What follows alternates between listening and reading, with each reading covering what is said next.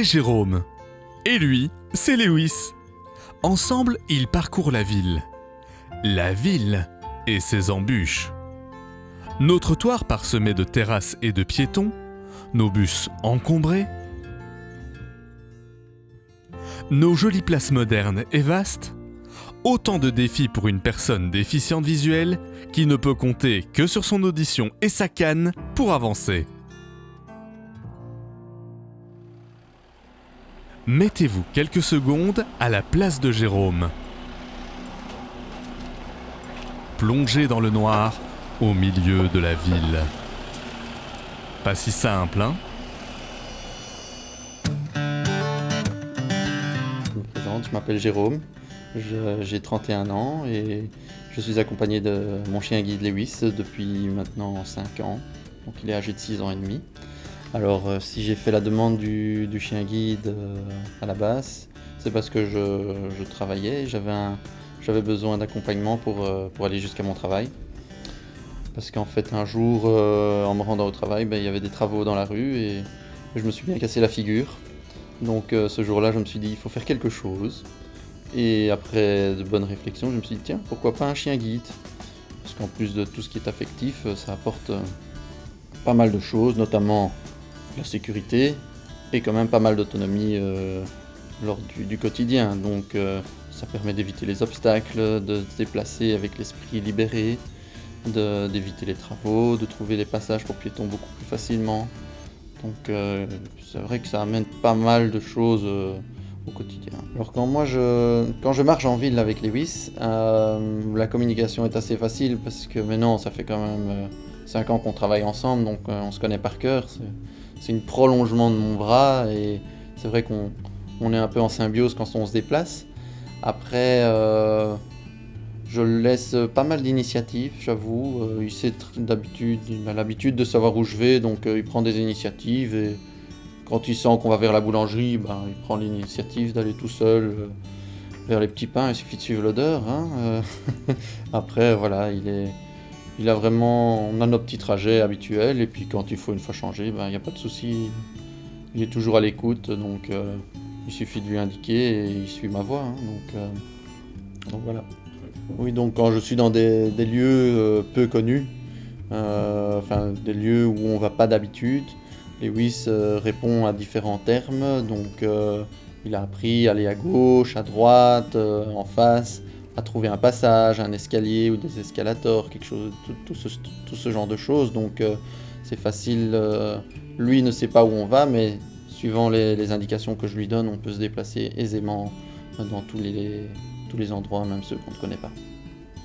Vous l'aurez compris, Jérôme et Lewis sont inséparables. Vous rendez-vous cependant compte de l'aide technique que le chien guide apporte directement à son maître ? Penchons-nous sur quelques exemples. En ville, Lewis désigne le passage pour piétons bien au milieu de celui-ci pour permettre à Jérôme de confirmer tout cela grâce aux lignes guides. Après un petit geste de la canne blanche pour prévenir les automobilistes, en avant. Un pas à droite, 2 pas à gauche, et des obstacles franchis avec souplesse. Bravo, Lewis! Face aux intrus sur le trottoir, le chien est le champion pour trouver des solutions et remettre Jérôme en sécurité le plus vite possible. À la gare, Lewis montre à Jérôme le comptoir d'information. Jérôme discute avec la personne en charge afin de connaître le numéro du quai. Grâce à Lewis, Jérôme utilise les repères tactiles pour trouver le bon quai. Lewis jette un œil sur les 2 escalators et emprunte celui qui va dans le bon sens. Plutôt impressionnant, n'est-il pas ?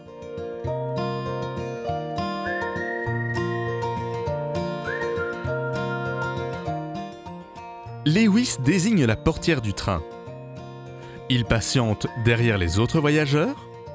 Il pose ses pattes avant en haut de la marche pour permettre à Jérôme d'estimer la grandeur et hauteur du pas à effectuer pour monter dans le train. Moi je vais plutôt dans les petits commerces de proximité, donc comme je disais, j'ai ma boulangerie, j'ai mon traiteur, je vais chez le coiffeur, donc c'est tous des lieux où il a l'habitude qu'on se rende, donc il prend l'initiative d'y arriver. Maintenant c'est vrai qu'on va parfois au Deleuze, près de chez nous. Bon bah là, c'est vrai que c'est moi qui dois un peu prendre l'initiative de savoir où on va, hein, donc il connaît pas les rayons par cœur, savoir où se trouve le lait ou le beurre. Donc voilà, on se débrouille, et puis après pour trouver des articles de manière précise, on demande aux gens, donc ça c'est pas... Je suis plutôt à demander un peu d'aide quand c'est nécessaire, et puis lui il trouve facilement les sorties, ça c'est vrai que c'est facile. Alors quand je prends le bus avec Lewis, donc maintenant on rentre à l'avant, donc j'ai déjà eu quelques chauffeurs qui me disaient pas de chien, oups, vous pouvez. Donc c'est vrai qu'au début on se rend pas toujours compte que je suis forcément malvoyant, puisqu'il y en a qui ne voient même pas la canne, hein, ils voient juste le chien. Maintenant j'ai rarement de problème, donc on rentre et puis on trouve un siège, et s'il n'y a pas de siège de libre, généralement il y a toujours quelqu'un de sympathique qui nous laisse un siège, donc après voilà, il y a des petits...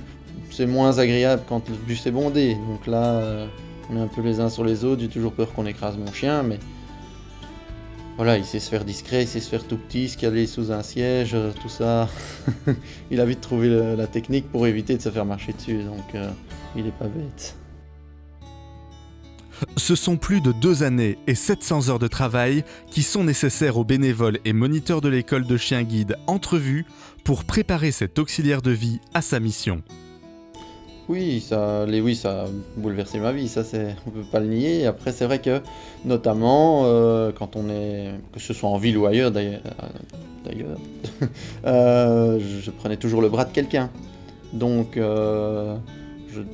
j'étais vraiment dépendant de quelqu'un. Maintenant, quand je vais en ville et que je suis avec une bande d'amis ou quoi, je suis avec Lewis et j'ai plus aucun problème à me déplacer tout seul. Donc, je suis vraiment devenu autonome. Et je veux dire, il suffit de suivre les conversations, de savoir la direction dans laquelle on va. Donc mon chien s'arrête automatiquement s'il y a une traversée. Donc j'ai vraiment plus de soucis à me faire, il évite tous les obstacles. Donc c'est une tranquillité d'esprit, on peut avoir une conversation avec quelqu'un en marchant en rue. On va me dire, avant aussi, il suffisait quand j'étais à son bras, mais je veux dire, tout en étant autonome par nous-mêmes, quoi. Donc, je dis nous, parce que Lewis et moi, on forme un couple et on s'est plus séparés, ça c'est vrai.